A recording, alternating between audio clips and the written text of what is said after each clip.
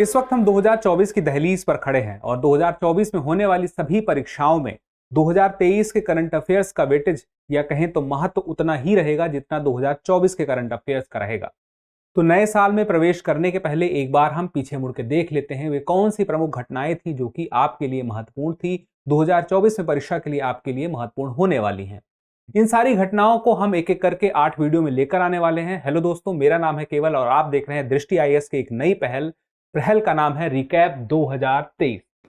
इस पूरी की पूरी पहल में हमारा प्रयास रहेगा कि बीते एक साल में कौन कौन सी ऐसी घटनाएं थी। जैसे कि पहला वीडियो आज की हम अगर बात करें तो वह होने वाला है महत्वपूर्ण निर्णयों पर। उसी तरह से कौन कौन से नए कानून आए, कौन कौन सी नई योजनाएं आपने देखी, कौन कौन से नए पुरस्कार, नए खेल और भी बहुत कुछ आपको मिलने वाला है। तो हर दिन हम मिलेंगे। आज से यह शुरू हो रहा है ठीक 9 बजे। तो चलिए शुरू करते हैं आज के हमारे पहले निर्णय पर, और निर्णय है जल्लीकट्टू पर सुप्रीम कोर्ट का निर्णय। क्या विवाद था? पशुओं के प्रति अत्यधिक क्रूरता। यह याचिका लगाई गई थी कि जल्लीकट्टू पर, यानी कि एक ऐसी प्रथा इसको कहा गया या ऐसा खेल कहा गया जिसकी वजह से पशुओं के साथ क्रूरता होती है। और इस पर निर्णय जो दिया गया सुप्रीम कोर्ट का वह यह आया कि सांस्कृतिक महत्व को मान्यता देता है जल्लीकट्टू, इस वजह से इसके हम प्रतिबंध इस पर नहीं लगा सकते। साथ में यहां पर बात आती है राज्य ने, जो तमिलनाडु राज्य से संबंधित यह जल्लीकट्टू खेल है जिसमें सांड को वश में करने की कोशिश की जाती है। इस खेल में यह देखा गया कि जब कहीं ना कहीं अड़चन आ रही है कि नहीं हो सकता है खेल या मुश्किल आ रही है, रुकावट आ रही है, तो राज्य सरकार ने ही कानून बना दिया था पशु क्रूरता निवारण तमिलनाडु संशोधन अधिनियम 2017 और पशु क्रूरता निवारण जल्लीकट्टू का आयोजन नियम 2017। इस कानून के माध्यम से और इस नियम के माध्यम से राज्य सरकार ने यह सुनिश्चित करने की कोशिश की कि जानवरों के साथ, यानी कि सांड के साथ किसी भी प्रकार की कोई समस्या ना हो, उसके साथ क्रूरता ना हो। और यह बात सुप्रीम कोर्ट ने भी मानी कि यह ऐसे नियम और कानून है जिनके माध्यम से क्रूरता नहीं होने दी जा रही है। अब यहां पर थोड़ी सी और बात आती है जल्लीकट्टू की। जैसे मैंने आपको बताया कि सांड को वश में करने का एक प्रकार का प्रयास है। अब यहां पे बात आती है अब होता कब है जल्लीकट्टू, तो यह मुख्य रूप से देखा जाए तो जनवरी के दूसरे सप्ताह में पोंगल वहां पर एक फसल से संबंधित, फसल से जुड़ा हुआ त्योहार है, उस त्योहार के दौरान मनाया जाता है। और जल्लीकट्टू को देखें, क्योंकि इस पर बहुत तरह के प्रश्न बन सकते हैं। एक प्रश्न यह भी पूछा जा सकता है कि संगम युग में इसके बारे में जब बताया गया था उस पर सवाल आ सकता है। और एक महाकाव्य है शिल्पादिकारम, इस पर सवाल पूछा जा सकता है। अब विवाद का जो कारण था वो ये था कि 2017 में जिसका जो कानून था और जो नियम बना, उसके बाद 2018 में फरवरी में भारतीय पशु कल्याण बोर्ड और पेटा ने तमिलनाडु सरकार पर इस 2017 के कानून पर और जो नियम पर उस पर चुनौती ला दी। और वह जब चुनौती उन्होंने दी तो उसके बाद फिर आगे मामला बढ़ा और उसके बाद यह मामला उसकी पृष्ठभूमि तक हमें देखना पड़ेगा कि पृष्ठभूमि में अगर हम देखें तो पशु क्रूरता निवारण अधिनियम 1960 दिखाई देता है, जिस पर यह आरोप लगने शुरू हुए थे इस कानून के आने के बाद से ही कि यह जो पशुओं के साथ क्रूरता होती है उसको कंट्रोल करने के लिए उतना प्रभावी नहीं है। उसके बाद 2006 में मद्रास उच्च न्यायालय द्वारा जल्लीकट्टू पर राज्यव्यापी प्रतिबंध लगा भी दिया गया था। अब देखिए यह कितना पुराना है मामला कि 2006 में प्रतिबंध एक बार लग चुका था, फिर 2011 में केंद्र सरकार ने फिर क्या किया कि बहुत सारे पशु होते हैं जिनकी एक सूची थी और उस सूची में सांडों और बैलों को भी शामिल कर दिया गया कि जिनके प्रशिक्षण एवं प्रदर्शन पर रोक लगा दी गई। इस तरह से जल्लीकट्टू पर केंद्र सरकार के द्वारा भी रोक लगती है। फिर प्रयास किया जाता है 2014 में सर्वोच्च न्यायालय ने माना कि जल्लीकट्टू सांडों के प्रति क्रूरता के समान है। अब देखिए किस प्रकार से वह अलग अलग स्तर पर वह प्रथा या वह खेल आयोजित नहीं हो पा रहा था। फिर अंततः 2017 का यह जो कानून आता है पशु क्रूरता निवारण तमिलनाडु संशोधन अधिनियम 2017 और पशु क्रूरता निवारण जल्लीकट्टू का आयोजन नियम 2017, इसके माध्यम से इस खेल को सुनिश्चित करने का प्रयास राज्य सरकार ने किया और इस पर जो चुनौती दी गई थी उस चुनौती को स्वीकार नहीं किया। सुप्रीम कोर्ट ने इसे मान्यता दे दी है। फिलहाल के लिए इतना ही। और इसमें जो पक्ष और विपक्ष में तर्क में जो बातें हैं वो जानना जरूरी है। वो ये है, जो पक्ष की बात है यानी कि राज्य सरकार ने जो अपना पक्ष दिया उसमें दो बातें। एक तो उन्होंने कहा कि यहां पर यह एक महत्वपूर्ण धार्मिक और सांस्कृतिक आयोजन है जो पोंगल के दौरान किया जाता है, और दूसरा कि संविधान का अनुच्छेद 29(1) अपनी बोली, भाषा, लिपि या संस्कृति को बचाए रखने के प्रयासों के लिए अधिकार देता है और यह मौलिक अधिकार में आता है। अब यहाँ पे जो 5 न्यायाधीश हैं उनकी संविधान पीठ ने इसके बाद फिर तमिलनाडु, महाराष्ट्र, कर्नाटक राज्य विधानसभाओं द्वारा जो पशु क्रूरता निवारण अधिनियम 1960 में संशोधन किया गया था उसे भी उचित ठहरा दिया। तो यह बात महत्वपूर्ण हो जाती है कि इसका संबंध, इस तमिलनाडु के जल्लीकट्टू का संबंध देखिए महाराष्ट्र और कर्नाटक की राज्य विधानसभाओं से भी आगे जोड़कर कैसे हम देख सकते हैं। अब एक करके हम दूसरे को देखते हैं। अगला है समलैंगिक और समलैंगिक विवाहों के लिए कानूनी मान्यता। यह मामला था सुप्रियो चक्रवर्ती और अन्य बनाम भारत संघ का। अब यहां पे देखिए जो विवाद था वह यह था कि समलैंगिक विवाह के लिए प्रयास किया जा रहा था इस पूरे केस के माध्यम से। क्या था विवाद? कि समलैंगिक समुदाय की ओर से याचिकाएं दाखिल की जा रही थी जिसमें वो चाह रहे थे कि स्पेशल मैरिज एक्ट हो गया या फॉरेन मैरिज एक्ट हो गया, शादी से जुड़े जो भी कानून हैं उनके प्रावधानों को चुनौती देते हुए उन्होंने कहा कि समलैंगिक विवाह को भी अनुमति मिलनी चाहिए। इसके लिए उन्होंने यहां पर कहा कि इनमें अगर कुछ बदलाव हो सके या जिस प्रकार से कानून अभी हैं वह हमें स्वीकृति नहीं देते कि हम विवाह कर सकें। यही उनकी मांग थी। कुल मिला के उनके विवाह को, समलैंगिक विवाह को अनुमति प्राप्त हो जाए सुप्रीम कोर्ट के माध्यम से। और समलैंगिकों ने यह मांग की थी कि अपनी पसंद के व्यक्ति से शादी करने का अधिकार, अब उनकी पसंद के व्यक्ति मतलब LGBTQ+, लेस्बियन, गे, बायोसेक्सुअल, ट्रांसजेंडर और क्वीर समुदाय को उनके मौलिक अधिकार के हिस्से के रूप में दिया जाए। अब यहां पे जो बड़ी बात आती है कि मौलिक अधिकार से ही विवाह को जोड़ दिया गया है। फिर उसके बाद देखिए जो निर्णय की बात करें तो सुप्रीम कोर्ट ने, चीफ जस्टिस ऑफ इंडिया ने अपने निर्णय के निष्कर्ष में साफ साफ कहा कि स्पेशल मैरिज एक्ट 1954 के दायरे में समलैंगिक सदस्यों को शामिल करने के लिए विशेष विवाह अधिनियम को ना तो अमान्य कर सकता है और ना इसमें प्रावधान जोड़ सकता है। कहने का मतलब ये था, सुप्रीम कोर्ट ने कहा कि इस मामले में supreme court special marriage act में कोई बदलाव स्वयं नहीं कर सकता, ना तो कुछ उसमें जोड़ सकता है ना कुछ उससे हटा सकता है। यह काम विधायिका का है, विधायिका को यह काम करना होगा, वही कानून बनाएगी इस मामले में। और जब तक कानून नहीं बनता है तब तक इस पर सुप्रीम कोर्ट भी कुछ नहीं कर सकता है। और दूसरी तरफ सुप्रीम कोर्ट का यह भी कहना था, यह जो संसद और राज्य विधानसभा दोनों के पास यह अधिकार रहेगा कि वह कैसे इस पर अपना कानून बनाते हैं। अधिकार का मतलब ये उनका दायित्व है कि वह कैसे इस पर काम करेंगे। अब यहां पे जो बात हुई विवाह की, तो विवाह के बारे में सुप्रीम कोर्ट ने साफ साफ तय कर दिया कि मौलिक अधिकार नहीं है, विवाह करना कोई मौलिक अधिकार नहीं है। जो मांग चल रही थी मौलिक अधिकार के रूप में, उसको साफ साफ मना कर दिया। अब देखिए अगला केस है हाथ से मैला ढोना। यह भी बहुत महत्वपूर्ण रहा इस बार। यह था डॉक्टर बलराम सिंह बनाम भारत संघ एवं अन्य का मामला। अब यहां पे देखिए विवाद क्या था। हाथ से मैला ढोने वालों को, मैनुअल स्कैवेंजर्स की जो बात आती है उस पर साफ साफ कहा गया कि पूरी तरह से प्रतिबंध लगा देना ठीक रहेगा। और यह पूरी तरह से प्रतिबंध लगाने की बात क्यों आई, यह मामला क्यों आता है? तो वह इसलिए आता है क्योंकि यहां पर आप देखें तो रोजगार और शुष्क शौचालयों के निर्माण निषेध अधिनियम 1993 और मैनुअल स्कैवेंजर्स के रूप में रोजगार के निषेध और उनके पुनर्वास अधिनियम 2013 को लागू करने के निर्देश की मांग की गई थी। मतलब कि ये कानून वास्तविक रूप में सही तरीके से लागू हो सके, उसके लिए दिशा निर्देश दिया जा सके, इसकी मांग की गई थी। और इस मांग के माध्यम से साफ साफ कहा यही गया था, जो लक्ष्य रहेगा वो क्या रहेगा कि मैला ढोने की प्रथा को पूरी तरह से खत्म करने की आवश्यकता है। अब यहां पर देखिए जो बात आती है कि जब मामला उठता है तो निर्णय क्या आता है। 20 अक्टूबर 2023 को निर्णय आता है। सुप्रीम कोर्ट की पीठ ने कहा कि हाथ से मैला ढोने की प्रथा का पूर्ण उन्मूलन सुनिश्चित करने के लिए केंद्र सरकार और राज्य सरकार को कुछ निर्देश जारी किए उन्होंने। अब यहां पे जारी तो उन्होंने कर दिए और यहां पर उन्होंने यह भी कहा कि यदि, यह स्टेटमेंट बहुत महत्वपूर्ण है क्योंकि इससे हमें पता चलता है कि कौन से अनुच्छेद यहां पर चर्चा में रहे हैं, और ये अनुच्छेद अगर चर्चा में रहे तो एक बार इस पे आप नजर मार लीजिए।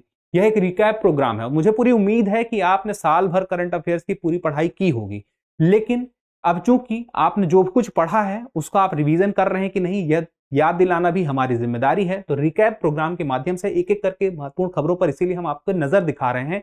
आप एक बार इस पर नजर मार लीजिए, उसके बाद जितनी भी आवश्यकता है उसे कवर करिए। ये सारी जानकारी आपको दृष्टि IAS के वेबसाइट पर, दृष्टि IAS के यूट्यूब चैनल पर भी विस्तार से मिल जाएगी। तो उस पर आप संकोच मत करिएगा कि कोई चीज आपकी छूट जाएगी। हमारी जिम्मेदारी जो है वो हम निभाएंगे, अपनी जिम्मेदारी आपको निभानी होगी। अब यहाँ पे देखिए अनुच्छेद 15(2), 17, 23 और 24 इस तरह के जो प्रावधान है, यहां पर बात कही गई है कि इस तरह के प्रावधानों को समाज के सभी वर्गों को लागू करना, यानी सभी वर्गों के लिए लागू करना हमारी प्रतिबद्धता होनी चाहिए, तो इस पर ध्यान देना होगा। अब देखिए नोटबंदी पर निर्णय पर भी यह अभी एक बड़ा फैसला था इस साल का, क्योंकि 2016 का मामला था और एक ऐसा मामला था जिसने भारत को नहीं पूरी दुनिया को सोचने पर मजबूर कर दिया था कि इतना बड़ा देश क्या सच में नोटबंदी से अपने आप को संभाल कर आगे बढ़ाकर ले जा पाएगा, और ऐसा होते हुए दिखा भी। फिलहाल के लिए देखिए केस का नाम विवेक नारायण बनाम भारत संघ और अन्य। अब यहां पे देखिए विवाद क्या था। 8 नवंबर 2016 आपको याद होगा कि सरकार ने घोषणा की कि उच्च मूल्य वर्ग के 500 रुपए एवं 1000 रुपए के नोट लीगल टेंडर नहीं रहेंगे, अर्थात सीमित अवधि में यह एक तरह से देखा जाए तो कागज के टुकड़ों में तब्दील हो जाएंगे, इनकी वैधता समाप्त हो जाएगी। एक खास समय दिया गया कि इतने समय के अंदर अंदर। यह वैध मुद्रा की बात जब आती है तो इस पर जो इस मुद्रा को चलन से बाहर करने का सरकार का निर्णय था जो अचानक से आया, इसी पर पूरा का पूरा विवाद था कि इस तरह से अचानक से आपने निर्णय निकाला 8 तारीख को कि कुछ दिनों के अंदर ये मुद्रा नहीं चलेगी। अब देखिए मामला जब आगे पहुंचता है तो इस निर्णय को लेकर के जो निर्णय आया 8 नवंबर 2016 के लिए, यानी कि सरकार ने उस वक्त जो निर्णय लिया था उस निर्णय पर सुप्रीम कोर्ट ने निर्णय दिया कि यह जो अधिसूचना जारी की गई थी 8 नवंबर की वह बिल्कुल वैध है।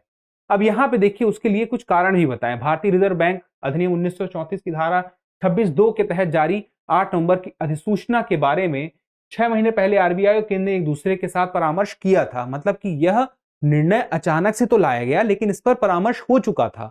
और दूसरी बात सुप्रीम कोर्ट ने यह कही कि इस तरह के जो कदम होते हैं उन्हें गोपनीयता और तेजी के साथ लाया जाता है, तो अगर यह इस तरह से किया गया है तो इसमें कोई दिक्कत वाली बात नहीं है। अब यहां पे बात होती है कि ऐसा किया क्यों गया, क्योंकि अगर आप अचानक, क्योंकि जो कारण बताए गए थे वो यही थे कि जाली मुद्रा, काला धन और आतंक के वित्त पोषण पर रोक लगाई जा सके। और यह रोक कब लगेगी? जब अचानक से इस तरह का निर्णय आएगा। इस तरह की खबर अगर लीक नहीं होगी और सीधे निर्णय आएगा तो उसका असर दिखेगा। ये सारे जो सरकार की तरफ से अपना पक्ष सुनाया गया था उस आधार पर निर्णय दिखाई देता है। अब चलिए हम देखते हैं अगला, 26 सप्ताह की गर्भवती महिला की गर्भपात संबंधी याचिका। यह मामला भी बहुत ही महत्वपूर्ण है। केस का नाम है एक्स बनाम भारत संघ और अन्य। अब यहां पर देखने वाली बात है कि मामला क्या है। देखिए गर्भपात कराने की जो एक कहें तो कानूनी अधिकार मौजूद है लोगों के पास में, लेकिन उसमें अलग अलग शर्तें हैं। और वो शर्तें इसलिए हैं जिससे कि कोई ऐसा अपराध के रूप में गर्भपात ना करा रहा हो, या तो लिंग की वजह से गर्भपात ना करा रहा हो, और बहुत सारे कारण होते हैं जिसकी वजह से गर्भपात लोग करा सकते हैं। लेकिन कुछ ऐसे हैं जिसमें कराना या तो एक तरह से कहें कि सरकार की तरफ से ठीक माना जाता है, तो उसके लिए कानून बना है। और वो कानून एक सीमा देता है। सीमा यह देता है जो अभी 2021 के दौरान एमटीपी एक्ट मतलब टर्मिनेशन ऑफ प्रेगनेंसी अधिनियम जो 1971 था, उसके बाद 2021 का जो संशोधन आता है उसके माध्यम से तय हुआ था कि अधिकतम 24 सप्ताह की सीमा निर्धारित की गई थी गर्भपात करा सकने की। लेकिन उसके बहुत सारी शर्तें थी कि यह कब होगा, जैसे कि किसी के साथ बलात्कार की स्थिति होती है, दुराचार की स्थिति होती है, या कुछ और महत्वपूर्ण ऐसी चीजें हैं जिसके माध्यम से यह एक सीमित किया गया था कि इन कंडीशन पर ही 24 सप्ताह तक में गर्भपात कराया जा सकता है। और शुरुआत कब से हो जाती है? और पहले से ही। तो यह फिल्टर लगाए गए थे जिससे कि सही आवश्यकता के अनुसार ही गर्भपात कराया जा सके। लेकिन यहां पर मामला देखिए 26वें सप्ताह तक चला गया था, और 26वें सप्ताह तक जाने की वजह से इस पर फैसला भी बहुत जल्दी आया था, क्योंकि मामला ही कुछ इसी प्रकार का था। क्योंकि एक महिला थी, उन्होंने बताया कि जब वे गर्भवती हुई तो उन्हें समय से पता नहीं चला।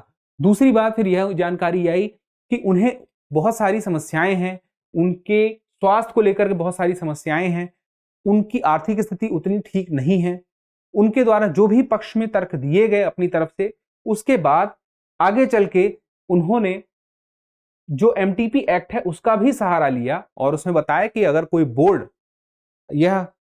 बैठाया जाए और उस बोर्ड के माध्यम से कोशिश हो कि एक सही निर्णय वो जो सलाह दें उस पर आगे बढ़ा जा सके।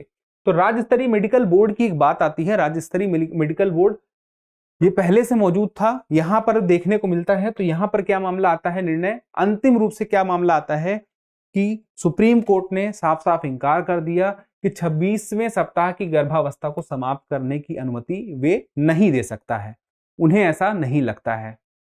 इसके आधार पर यह महत्वपूर्ण हो जाता है इस एक्ट के बारे में जानना आपके लिए, क्योंकि इस पर कुछ समय पहले संशोधन भी हुआ था, कुछ साल पहले, तो इस पे देखना जरूरी हो जाता है। अब देखिए ईसीआई नियुक्तियों पर सर्वोच्च न्यायालय का फैसला अब यहां पर महत्वपूर्ण हो जाता है, क्योंकि हम जान सकें जो मुख्य चुनाव आयुक्त है और जो चुनाव आयुक्त है उनके बारे में। इलेक्शन कमीशन ऑफ इंडिया, और इलेक्शन कमीशन ऑफ इंडिया आप देखिए 3 है, जिसमें से एक मुख्य है।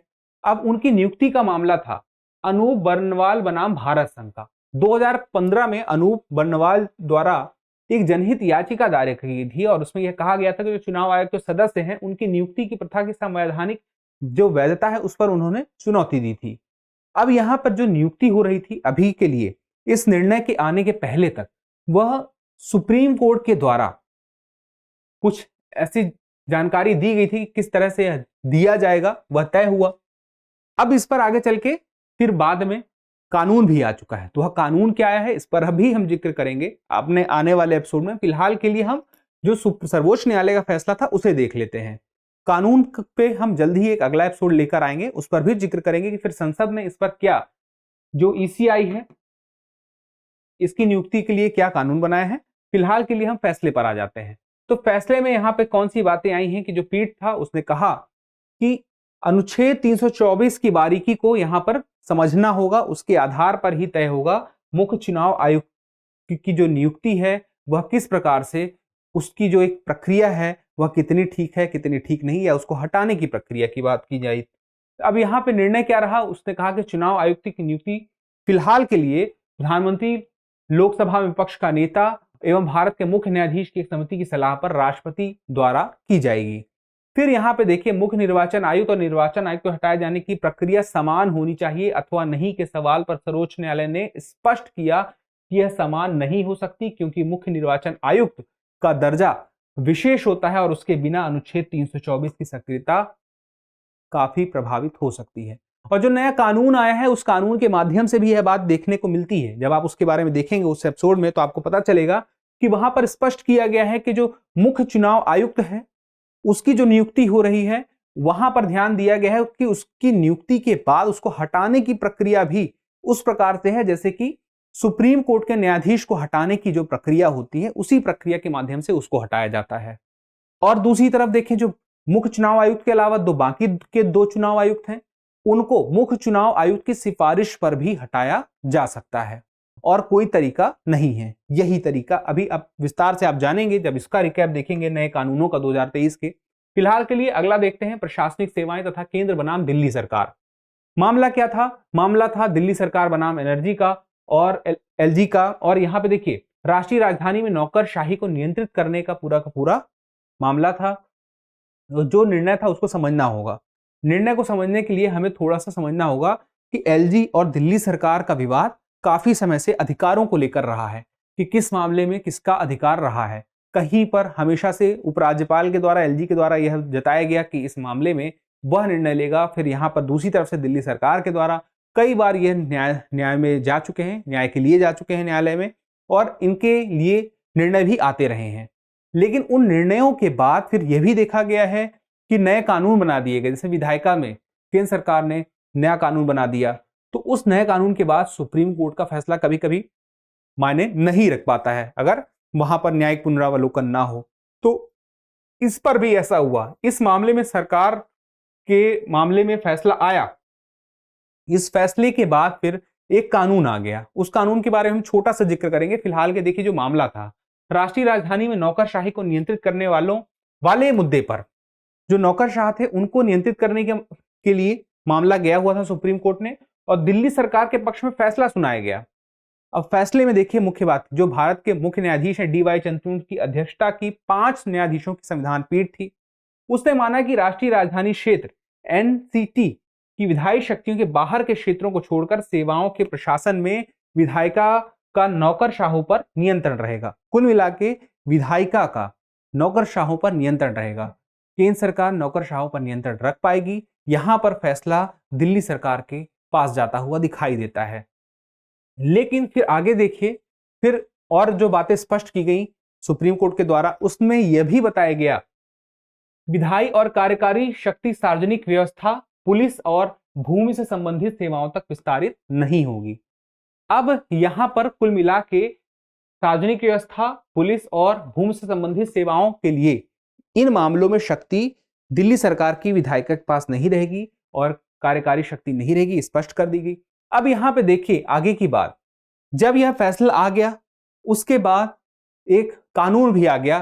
पहले तो अध्यादेश आया, फिर कानून आया, और वह कानून था राष्ट्रीय राजधानी दिल्ली क्षेत्र सरकार संशोधन विधेयक 2023 के माध्यम से, जिसमें यह सुनिश्चित किया गया कि राजधानी दिल्ली में अधिकारियों की नियुक्ति और स्थानांतरण मामले में कौन यह निर्णय लेगा, तो उपराज्यपाल लेगा। तो फैसला गया था दिल्ली सरकार के पास, फिर उसके बाद नया कानून बनता है और उस कानून के माध्यम से उपराज्यपाल के पास यह शक्ति वापस से आ जाती है। अब देखते हैं हम आगे, अनुच्छेद 370 हटाने पर सुप्रीम कोर्ट का फैसला आया था। यह फैसला भी बहुत महत्वपूर्ण है और बहुत चर्चा में रहा है, क्योंकि बहुत ही हॉट टॉपिक है 2019 से, और ना ही 2019 से बल्कि भारत की आजादी से ही, क्योंकि अनुच्छेद 370 एक ऐसी कड़ी के रूप में देखा जाता रहा है जो जम्मू कश्मीर को भारत का अभिन्न अंग के रूप में मान्यता देता रहा है। और बिल्कुल वह एक लिखित बात नहीं है, वह भारत के लोगों में, भारत के नागरिकों में एक मानने वाली बात भी रही है कि कश्मीर हमेशा से भारत का अभिन्न अंग रहा है। अब यहां पर बात आती है 2019 को क्या हुआ। 2019 को अनुच्छेद 370 के वे प्रावधान जो कुछ विशेष स्टेटस देते थे, स्पेशल स्टेटस दे रहे थे जम्मू कश्मीर को, उन प्रावधानों को रद्द कर दिया गया था। उन प्रावधानों को जो रद्द कर दिया गया था उस पर, यानी कि निरस्त कर दिया गया था, उस पर चुनौती दी गई थी। और उस चुनौती पर फिर जो पूरा का पूरा मामला रहा कि 370 का हटाया जाना असंवैधानिक है, इस पर देखिए सुप्रीम कोर्ट ने साफ साफ कहा कि 370 के प्रावधानों को निरस्त करना असंवैधानिक नहीं है, बिल्कुल किया जा सकता है, और उसके पीछे बहुत सारे कारण हैं। चलिए थोड़े से 2-3 पॉइंट में समझ जाते हैं। अनुच्छेद 370(1) भारत के संविधान के अनुच्छेद 1, यहां जम्मू कश्मीर को भाग 3 राज्य के रूप में सूचीबद्ध किया गया था, को बिना किसी संशोधन के लागू करता है। यानी कि अब ये ब्रैकेट वाली चीज छोड़िए, तो अनुच्छेद 370(1) भारत के संविधान के अनुच्छेद 1 को बिना किसी संशोधन के लागू करता है। यानी कि जम्मू कश्मीर में यहां पर हम देखें तो अनुच्छेद 1 लागू होता है, और अनुच्छेद 1 अगर लागू होता है तो जम्मू कश्मीर को भाग 3 राज्य के रूप में सूचीबद्ध किया गया था। उसके बाद देखिए जम्मू कश्मीर का अपना एक संविधान है, उसकी धारा 3 में क्या बात कही गई है। धारा 3 में कहा गया है कि जम्मू कश्मीर राज्य भारत संघ का अभिन्न अंग है और रहेगा। और इसी में एक जगह और कही गई है बात, वो बात यह कही गई है कि इसमें इस धारा 3 में संशोधन नहीं हो सकता है। धारा 3 में अगर संशोधन नहीं हो सकता है, और धारा 3 अगर यह कहती है कि जम्मू कश्मीर राज्य भारत संघ का अभिन्न अंग है और रहेगा, इस आधार को हम एक बहुत मूल आधार मान सकते हैं। इसी वजह से निरस्त करना बहुत ही आसान हो गया, इसे असंवैधानिक ना मानने के पीछे आसान हो गया। अब देखिए इच्छा मृत्यु का मामला। इच्छा मृत्यु का मामला भी बहुत ही महत्वपूर्ण रहा है, क्योंकि 2018 में सुप्रीम कोर्ट ने ही फैसला दिया था जिसमें उसने कहा था कि इच्छा मृत्यु अपने आप में जायज हो सकती है और कुछ उसमें शर्तें थी। अब यहां पे देखिए जो मुख्य बात थी, जीने के अधिकार का ही एक पहलू है इच्छा मृत्यु, यानी कि कोई अपनी इच्छा से मृत्यु प्राप्त करना चाहता है, यह दरअसल जीने के अधिकार का ही एक पहलू है। लेकिन किस वजह से यह महत्वपूर्ण है, तो यहां पर जो बात आई थी उस वक्त 2018 का फैसला आया था, वहां पर इच्छा मृत्यु के लिए बहुत जटिल प्रक्रिया थी। मतलब कि कोई वास्तविकता में सच में इच्छा मृत्यु के लिए आवश्यकता जरूरी दिखाई देती है, जरूरत लगती है, उस स्थिति में क्या होगा कि इच्छा मृत्यु स्वीकृत हो पाएगी, लेकिन उसकी प्रक्रिया बहुत जटिल थी। और फिर देखा गया कि जब से यह निर्णय आया है और वह प्रक्रिया निर्धारित की गई इतनी जटिल है कि कोई मामला ही नहीं आया इच्छा मृत्यु का, तो फिर उस पर एक निर्णय आता है, उसको थोड़ा आसान बनाया गया। जब इस पर PIL डाली गई तो सर्वोच्च न्यायालय ने माना किसी व्यक्ति के लिए वैध वसीयत बनाने हेतु तो नोटरी या राजपत्रित अधिकारी द्वारा सत्यापन पर्याप्त माना जाएगा। पहले क्या था, डीएम के द्वारा सत्यापित करना पड़ता था। फिर यह हुआ कि नोटरी या राजपत्रित अधिकारी गजेटेड ऑफिसर अगर है वह सत्यापित करता है तो उतना पर्याप्त होगा। फिर उसके बाद जो यह डेटा है राष्ट्रीय स्वास्थ्य डिजिटल रिकॉर्ड का हिस्सा होगा, जिसे देश के किसी भी भाग में अस्पतालों और डॉक्टरों द्वारा किया जा सकता है। मतलब कि यहां पर डेटा पहुंचाने का काम आसान हो गया और यहां पर पारदर्शिता भी दिखाई देती है। फिर दूसरी तरफ यह दिखता है कि अगर इस निर्णय में यह साफ साफ कहा गया कि मान लीजिए किसी ने अपनी वैध वसीयत बनवा ली और यहां पर उसने सत्यापन भी करवा लिया और उसके बाद मामला आता है कि उसके लिए जो हॉस्पिटल है वह कहता है कि वह चिकित्सा उपचार वापस लेने से इनकार कर रहा है, मतलब वो कह रहा है कि वह चिकित्सा और करना चाहता है, वह चिकित्सा उपचार को वापस नहीं लेगा। तो ऐसी स्थिति में जो रोगी है उसके परिवार के सदस्य न्यायालय में याचिका दायर कर सकते हैं। अब आप समझ गए होंगे कि इच्छा मृत्यु का अधिकार किन्हें है। उन लोगों को मिलेगा, एक तरह से देखा जाए इच्छा मृत्यु के लिए वे आगे चल के अप्लाई कर सकेंगे। ऐसे लोग जो कि जीवित रहने जिनके लिए मुश्किल हो रहा है, जिनके लिए जीवन एक एक सांस लेना, जिसमें यह समझ में आया कि इन्हें उपचार के द्वारा बचाया नहीं जा सकता है और एक एक सेकंड इनका जीना दूभर होता जा रहा है, मुश्किल होता जा रहा है। ऐसी स्थिति में, विशेष स्थितियों में ऐसा हो सकता है, लेकिन इस प्रक्रिया को फॉलो करना ही होगा। अब देखिए एक बड़ा मामला है सीबीआई और ईडी निदेशकों के कार्यकाल विस्तार को चुनौती देने वाला। यह मामला भी इस साल महत्वपूर्ण रहा क्योंकि सीबीआई और ईडी हमेशा चर्चा में बने रहे। अब सीबीआई और ईडी के जो डायरेक्टर हैं उसके कार्यकाल के विस्तार को चुनौती दी गई थी और केस का नाम था डॉक्टर जे.आर. ठाकुर बनाम भारत संघ। अब यहां पे विवाद देखिए क्या था। नवंबर 2021 में राष्ट्रपति ने 2 अध्यादेश पारित किए और इस अध्यादेश में क्या बात थी कि संघ को सार्वजनिक हित में केंद्रीय जांच ब्यूरो और प्रवर्तन निदेशालय यानी कि सीबीआई और ईडी के जो निदेशक हैं उसके कार्यकाल को बढ़ाने की शक्ति रहेगी। और कार्यकाल को कितना बढ़ाया जा सकता है? कार्यकाल को 2 तो निर्धारित था, उसके बाद 1 + 1 + 1 करके अधिकतम 5 साल के लिए बढ़ाया जा सकता है। लेकिन जो कमेटी होगी, जो समिति होगी, वह भी ध्यान रखना होगा कि उस समिति के द्वारा यह साफ साफ रिकमेंडेशन दिया जाए कि यह जो कार्यकाल बढ़ाया जा रहा है किसी का, उसके पीछे एक कहा जाए तो जनहित जुड़ा हुआ है। अगर सार्वजनिक हित उस पर जुड़ा हुआ है तब ही वह आगे बढ़ाना ठीक होगा, सही होगा, जायज होगा। ऐसा सुप्रीम कोर्ट ने इस बार अपने निर्णय में साफ साफ कर दिया है और उन्होंने यह भी कह दिया है कि यह जो अध्यादेश पारित हुआ उसके बाद यह जो चीजें सामने आई कि 5 साल तक का कार्यकाल कर दिया गया है, इस पर मान्यता दे दी है। सुप्रीम कोर्ट ने इसे गलत नहीं बताया है, लेकिन उन्होंने कहा है वही शर्त जो मैंने कहा कि जो समिति होगी उसकी सिफारिश क्लियर होनी चाहिए, पारदर्शिता होनी चाहिए कि किस सार्वजनिक हित के लिए ऐसा किया गया है और जरूरत पड़ने पर उसे बढ़ाया जा सकता है। 2 + 1 + 1 अधिकतम 5 तक किया जा सकता है। लेकिन जो संजय कुमार मिश्र थे, ईडी के निर्देशक थे, इनका 2 बार कार्यकाल 1-1 साल के लिए बढ़ाया जा चुका था और इस बार जो कार्यकाल बढ़ा था इस पर रोक लगा दी थी कि अब इनका कार्यकाल आगे नहीं रहेगा। तो इनको एक सीमा दी गई थी कि इसके बाद ईडी का नया निदेशक होगा उसे नियुक्त कर दिया जाए, उस प्रक्रिया को आगे बढ़ाया जाए। अब चलिए देखते हैं आगे का निर्णय। तो हमने देख लिया था दुर्लभ और असाधारण मामलों में ही बढ़ाया जाएगा, यानी कि सार्वजनिक हित, लोकहित के मामलों में ही बढ़ाया जाएगा। और साफ साफ संजय मिश्रा नहीं है, यहां पर संजय कुमार मिश्रा है, उनके लिए साफ साफ कह दिया गया कि अब कोई कार्यकाल नहीं बढ़ेगा। अब देखते हैं हमारा अगला, सुप्रीम कोर्ट को सीधे तलाक देने की शक्ति। यह भी बहुत ही महत्वपूर्ण रहा।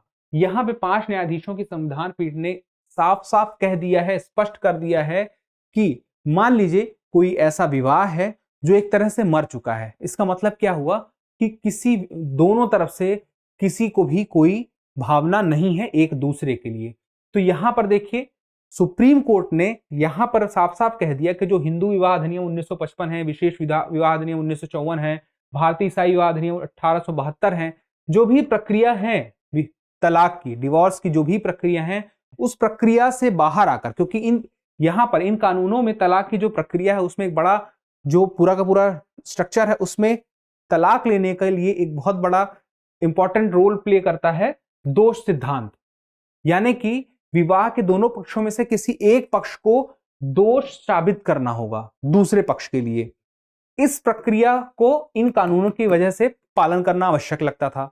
लेकिन सुप्रीम कोर्ट को अगर किसी मामले में यह लगता है कि यह विवाह पूरी तरह से मृत है और इसे दोबारा से ठीक नहीं किया जा सकता है किसी भी हाल में, तो सुप्रीम कोर्ट अनुच्छेद 142 का सहारा लेगी। और अनुच्छेद 142 का मतलब हो गया कि अपने विवेक का सहारा लेते हुए अपने विवेक के आधार पर तलाक दे सकेगी। यानी कि सुप्रीम कोर्ट सीधे तलाक देने की शक्ति अपने पास रखता हुआ दिखाई देता है। जितना कुछ हमने देखा अभी तक में वह मुख्य रूप से साल भर की कुछ महत्वपूर्ण ऐसी खबरें थी जो कि जजमेंट से जुड़ी हुई थी। ये महत्वपूर्ण जजमेंट थे, जजमेंट और भी हैं, बहुत सारे हैं। मुझे उम्मीद है कि आपने देखे होंगे, पढ़े भी होंगे, साल भर आपने पढ़ाई की होगी। लेकिन इस रिकैप प्रोग्राम में हम जल्दी से प्रमुख खबरों को जान जाएं, देख लें नए साल में आने के पहले, और उसे अच्छे से और रिवाइज कर लें, इस उम्मीद के साथ कि आपकी परीक्षा की तैयारी और बेहतर हो सके, आप उसे और धार दे सकें। इस उम्मीद के साथ हम यह प्रोग्राम लेकर आए हैं। अब देखिए अगला एपिसोड इस पर जो आने वाला है, साल 2023 का विज्ञान और तकनीकी अपडेट कि बीते एक साल में जो भी साइंस और टेक्नोलॉजी का अपडेट हुआ है वह क्या रहा है, उसे आप देख सकें और जल्दी से जल्दी उसका क्विक रिवीजन करके 2024 में अपने कदम रख सकें। तो कल मिलते हैं 9 बजे साइंस और टेक के अपडेट के लिए। तब तक के लिए स्वस्थ रहें, मस्त रहें, पढ़ते रहें और धन्यवाद।